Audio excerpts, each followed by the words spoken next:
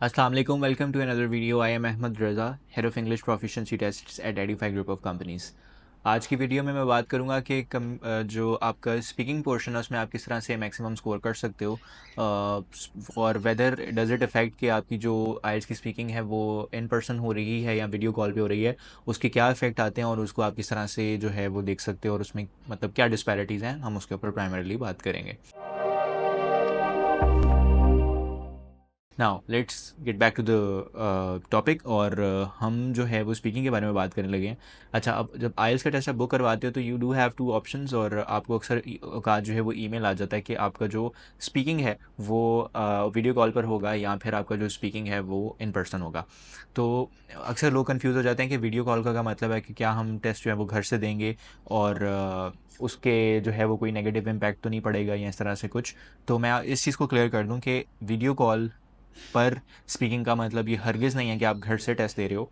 आपको जाना है इंस्टीट्यूट और आपको जाकर इंस्टीट्यूट में जो वो कंप्यूटर प्रोवाइड करेंगे उस पर आपका जो स्पीकिंग टेस्ट है वो वीडियो कॉल पर हो रहा होगा। आइल्स एक ऐसा टेस्ट है जो कि सेंटर बेस्ड टेस्ट है और सेंटर बेस्ड टेस्ट में you have to go to the centre in order to give your speaking और LRW। You can't do it from home. तो ये बात तो क्लियर है, ठीक है। आपने जाना है वहाँ पर उनके कंप्यूटर के ऊपर अपना स्पीकिंग टेस्ट देना है। अब वीडियो कॉल से एज इन कोई इतना फ़र्क नहीं पड़ता। लोग इसको ये समझते हैं कि शायद AI इन्वॉल्व हो जाएगा इसके अंदर, ऐसा नहीं है। वीडियो कॉल पे भी there will be an examiner sitting across the screen और वो आपका जो है वो स्पीकिंग टेस्ट लाइव ही कंडक्ट कर रहे होंगे। इट विल हैव 3 पोर्शंस, वही general question, cue card and the follow up question. Live वो आपसे क्वेश्चन पूछ रहे होंगे और आप उसको रिस्पॉन्ड करोगे। द ओनली डिफरेंस इज़ कि वो आपके सामने बैठने की बजाय जो है वो आपकी स्क्रीन के दूसरी तरफ होंगे एंड दैट इज़ इट। तो कोई इफ़ेक्ट नहीं पड़ता। इनफैक्ट आई थिंक उसके कुछ एडवांटेजेस हैं वीडियो कॉल पे। मतलब let's say if you are struggling और आपके हाथ वगैरह जो हैं वो थोड़े से प्रॉपर में मतलब काम पे हैं, ऐसा कुछ है तो वो कवर हो जाती हैं इस तरह की चीज़ें। आपका जो है वो आई कांटेक्ट का उतना ज़्यादा इशू आई गेस नहीं बनता। तो कुछ उसके फीचर्स भी हैं, मतलब कुछ बेनिफिट्स भी हैं, कुछ ड्रॉबैक्स में ये आ सकता है कि आवाज़ प्रोबेबली इतनी क्लियर ना हो अगर, या फिर आप कंफर्टेबल ना हो हेडफोन्स के साथ। तो that could be a problem. और sometimes people just look down a lot, they don't look in front और उनको पता नहीं चलता कि मैंने आई कांटेक्ट किस तरह से करना है एग्जामिनर के साथ ओवर द स्क्रीन। उसका थोड़ा सा नेगेटिव इफेक्ट आ जाता है। उनको लगता है कि आप कंटिन्यूसली जो है वो नीचे अपने नोट से देखकर बोल रहे हो। So that could be problematic. Now that is being said, तो अब हम बात करते हैं कि आप उसके अंदर मैक्सिमम स्कोर कैसे कर सकते हो, परफेक्ट स्कोर कैसे ला सकते हो इन योर स्पीकिंग। स्पीकिंग में number one is the natural way of speaking English. That is really something which will give you an edge. वो लोग जिनका स्पीकिंग स्टाइल थोड़ा सा नेचुरल होता है, मोनोटोन नहीं होता, रोबोटिक नहीं होता, वो हमेशा ज़्यादा स्कोर करते हैं, ठीक है। मतलब बोलते हुए ये ना पता चले कि ये बंदा जो है वो एफर्ट कर रहा है उसके लिए। ये ना हो कि आप कुछ मेमोराइज करके बात कर रहे हो, बड़ा फ्लुएंटली आपके पास आए और आप उसको इतने नेचुरल अंदाज से बात करो जैसे आप उर्दू में बात करते हो। उसी तरह से अगर आप नेचुरली इंग्लिश में बात कर रहे हो तो that is something which will give you an edge. So first of all, if you really wish to score higher on your speaking, you need to improve your fluency and you need to make it look a natural thing rather than being a scripted thing. तो अगर आप Q card भी सुना रहे हो उसके अंदर एक स्टोरी टेलिंग का एलिमेंट हो जो पता चल रहा हो कि आप वहीं पर एडहॉक सोच कर उसको बोल रहे हो और वो नेचुरली आ रहा है, बजाय इसके कि जो आपने पेन और पेज से नीचे लिखा हुआ है बार बार अब उसको देखो और एक क्वेश्चन का ऐसे आंसर करो, obviously that would have a negative impact, ठीक है। So whenever students come to me for speaking I always tell them the first pillar of improving speaking is to improve your fluency. You should be fluent enough that you should not take any pauses, you should not take breaks. आपने continuously बोलते जाना है। The second pillar is to add more grammatical range to it and add better words into it, ठीक है। आपने कोशिश करनी है कि आप जानबूझकर थोड़े से कॉम्प्लेक्स और पैसिव सेंटेंसेस कहीं ना कहीं यूज़ कर लो और आपने ये भी कोशिश करनी है कि आप वोकैबलरी के 3-4 वर्ड्स जो है वो कहीं ना कहीं थ्रो कर दो। हर आंसर में एटलीस्ट कोई एक अच्छा वर्ड जो है वो यूटिलाइज कर लो, तो that is going to give you an edge. फिर उसके बाद ईडियम्स जो है वो स्पीकिंग के अंदर play a very important role. Idioms हम यूज़ नहीं कर सकते अपनी राइटिंग में, बट स्पीकिंग में अगर हम करते हैं तो उसका एक अच्छा इंपैक्ट पड़ जाता है। एक तो आपकी बात कन्वे आप इजीली कर लेते हो और दूसरा ये है कि it gives a good edge, like एक उसको खूबसूरती आ जाती है उसके अंदर। तो you can use those idioms, ठीक है। अब यूँ कर सकते हो आप, let's say you need all of this information like Q cards और उसके जनरल क्वेश्चन के टॉपिक्स, या फिर आपको वो ईडियम्स चाहिए या फिर आपको वोकैबलरी वर्ड्स चाहिए। The good thing is that we do have our own book, Edify की अपनी आइल्स की बुक है जिसके अंदर ये सारी चीज़ें आपको मिल सकती हैं। आप अगर हमसे नहीं भी प्रिपेयर कर रहे तो आप हमारी बुक ऑर्डर कर सकते हो और हम आपको TCS करवा सकते हैं, वो बुक आपके घर पहुंच जाएगी and you can prepare your speaking from that and all the other modules as well, but for specifically for the speaking we have the cue cards और उसके सैम्पल रिस्पॉन्सेज, और we do have the follow up questions और general questions की पूरी एक list है जो कि कॉमनली अभी रिपीटेड आ रहे हैं, और उसके अलावा there is a list of the vocabulary, the good words that you should memorize if you want to score higher. So these are 2 to 3 things that you can use. Now when we come to improving this, obviously ये वो चीज़ें जिसका आपने ख्याल रखना है, लेकिन improve तब होगी जब आप बोलना शुरू करोगे. So it is necessary that you should have an accountability partner जिसके साथ आप बात कर सको, जो आपको feedback दे सके consistently. और अक्सर लोग rely करते हैं उसके ऊपर कि मिरर के सामने बोलना. I think मिरर के सामने बोलना is relatively easier. उसमें आपको उस तरह से एंग्जाइटी नहीं होती. एक पर्सन के सामने बोलना it's difficult. So you should try.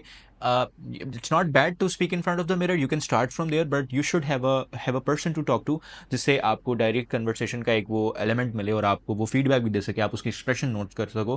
क्योंकि मिरर से करते हुए हम सिर्फ अपने एक्सप्रेशन नोट कर रहे होते हैं, हम अपने ऊपर फोकस कर रहे होते हैं, but when you are in a part of a conversation you are focusing on something else as well. तो I think you should do it with a person, right. आजकल कुछ ऐप एप्लीकेशंस मिल जाती हैं AI जो कि आप वो भी यूज़ कर सकते हो, but once again I think because this is not an AI based speaking portion, it is a human based speaking portion, तो it's better to prepare with a human. It's better, right. अच्छा, अब हम आपने हमेशा general question से start करना है. General question ये होते हैं कि उनकी कुछ स्पेसिफिक कैटेगरीज होती हैं, बट उससे भी पहले मैं एक और चीज़ बता दूं कि एक आसान तरीका ये भी इस्तेमाल कर सकते हो प्रिपरेशन का, कि आप अपनी खुद की आवाज़ रिकॉर्ड कर सकते हो या थोड़ी सी वीडियो बनाकर देख सकते हो, और बाद में उसको बार बार देखो और ये देखो कि इसमें मैंने क्या मिस्टेक्स की हैं, इसमें कौन से वर्ड्स मैं रेपिटेटिवली यूज़ कर रहा हूँ, या मैं इसमें कौन से सेंटेंसेस को बार बार यूज़ कर रहा हूँ, मैं कहाँ पर कितनी हेजिंग कर रहा हूँ, मैं टॉपिक से ऑफ जा रहा हूँ कि नहीं जा रहा हूँ. तो recording your self and listening it over and over again is I think it's still better than speaking in front of a mirror, because उसके अंदर कोई फीडबैक लूप नहीं है. रिकॉर्ड करके सुनने में एक फीडबैक लूप इन्वॉल्व हो जाता है, आपको खुद ही एनालिसिस हो जाता है कि मैं कहाँ बुरा बोल रहा हूँ, कहाँ अच्छा बोल रहा हूँ. तो that is something which is required in order to improve. जो जनरल क्वेश्चनिंग है वो कभी भी ज़्यादा लेंथी नहीं होती है. उसके अंदर 3 से 4 क्वेश्चन आएंगे, या बहुत भी होंगे तो 4-5 क्वेश्चन हो जाते हैं. वो उसके ऊपर ज़्यादा टाइम कभी भी एग्जामिनर वेस्ट नहीं करता, तो उसके ऊपर ज़्यादा फ्रेट करने की ज़रूरत नहीं है. उसकी कुछ कॉमन टॉपिक्स हैं, जैसे होम टाउन हो गया, वर्क हो गया, आपका फैमिली हो गया, फ्रेंड्स हो गया, मतलब फूड से रिलेटेड हो गया, आपके sort of culture related question हो गए. बस इन्हीं में से कोई 3-4 क्वेश्चन आते होते हैं, और majority of the time it is from your introduction. So I always tell students to prepare a very solid introduction, like my name is Ahmed, I am from Faisalabad, I am currently working an IELTS instructor, and in my free time I like watching movies. इस तरह के जब 3-4 elements बताओगे ना, तो अब जैसे आपने बताया ना कि आई लाइक वॉचिंग मूवीज़, तो वो फिर उसी से रिलेटेड क्वेश्चन कर लेगा कि how frequently you watch movies, do you like watching movies at home और इन सिनेमा. तो ये वाले क्वेश्चन शुरू हो जाएंगे. इसी तरह लेट से आपने कहा कि my free time is to play cricket, तो वो बता देगा कि why cricket is your favourite sports, what are the benefit of playing cricket, how would you suggest other people to play cricket, why would you suggest other people to play cricket as well. So you would start having the questions, sort of a question which you made part of your introduction. So selecting your introduction smartly is a good choice. तो यही 4 element आपके introduction में होने चाहिए: आपका नाम, आपका शहर, आपका काम या आपका स्टडी अभी वाली, और आप फ्री टाइम में क्या करते हो. एंड चांसेस आर कि वो आपकी स्टडी या आपके फ्री टाइम में से ही क्वेश्चन निकाल कर फर्दर पूछना शुरू कर देंगे. So that is your general question. Cue card के अंदर there is a story involve. तो स्टोरी को बताने का तरीका कुछ इस तरह से होता है कि उसको 3 पोर्शन में ब्रेक डाउन करो.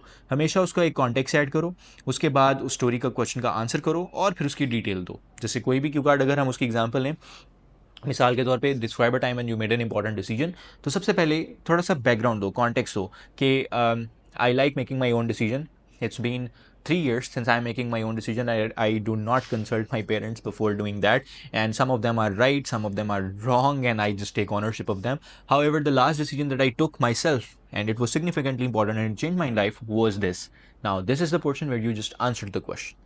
अब इस क्वेश्चन से एक्सपैंड करना शुरू करोगे, और अब तुम उस पूरे प्रोसेस की डिटेल बताओगे कि वो मैंने डिसीजन ऐसे किया था, फिर मैंने उससे मशवरा किया, मैंने अपने फ्रेंड से किया, बट अल्टीमेटली वो मैंने खुद ही डिसीजन करना था, वो अच्छा था, बुरा था, जो भी था. Now the rest of the story would just start unfolding, and that's how you do the cue card वाला part. The follow up question would be the lengthiest portion, the third portion. उसके अंदर सबसे ज़्यादा लेंथ इन्वॉल्व होती है, उसमें ज़्यादा से वो क्वेश्चन करते हैं. And the most of the question which are in the follow up are related to why. I mean, why do you like this, what are the benefits of this, why did you say this. तो that why thing is going to be too much in the follow up question, so you need to prepare for that. तो जब आप अपनी speaking की preparation कर रहे हो किसी भी इंस्ट्रक्टर से, तो उनसे ज़रूर ये आप थोड़ा सा रिक्वेस्ट कर सकते हो कि जब वो फॉलोअप क्वेश्चन आपसे करें तो वो ज़्यादा से ज़्यादा आपसे वाई रिलेटेड क्वेश्चन करें, ताकि आपको उनको टैकल करना आए, and that is how you can improve your overall speaking. And I hope this is helpful. If you want to know more about any of the test, अगर आपको कोई भी ऐसा टॉपिक लगता है which you think is necessary for you, that you need to understand, you can suggest that in the comment section, and I will definitely try to make the video on that, inshallah. So for the speaking part, this is it. If you have any question, I just recently uploaded the common cue cards as well. You can also watch that video to see कि कौन से actual cue cards आ रहे हैं और उनकी preparation कर सकते हो अगर आप सितंबर में ही टेस्ट दे रहे हो. And I wish you good luck for your test. Thank you so much for watching the video. This is Ahmed Raza signing off.